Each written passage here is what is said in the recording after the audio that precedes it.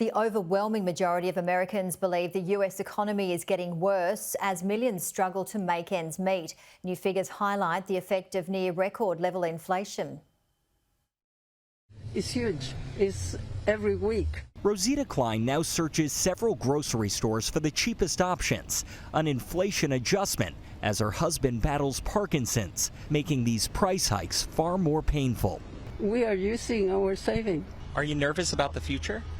Yes, of course. Inflation in America surged in June, with some of the steepest price hikes from June of last year in places like Baltimore, Miami, Atlanta, Phoenix, and Alaska.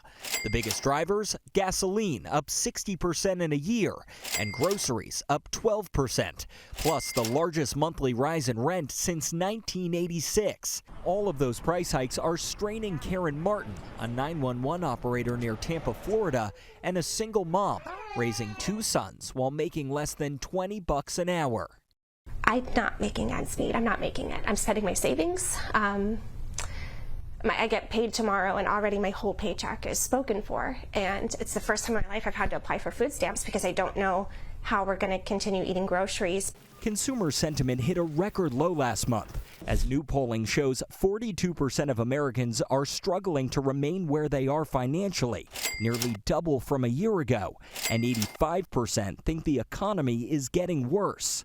Especially after COVID, nobody has money for anything, and now everything goes up higher and higher. It's forcing families to make brutal decisions. It's like, what do you want to eat or you want to drive? Some foregoing bills or medications, many others turning to assistance programs like food banks. We have seen skyrocketing numbers of people needing food, and unfortunately, we are not getting the same level in donations that we used to. I try not to let it get to me,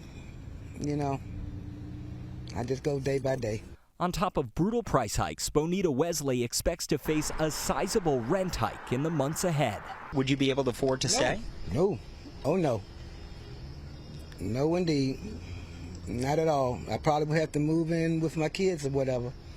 But no, not by myself, no. By one estimate, the typical American household is now spending nearly $500 more every month on the same goods and services. So even as gas prices dip, families are eating a lot of surging costs, with so many of them telling me their salaries just aren't keeping up.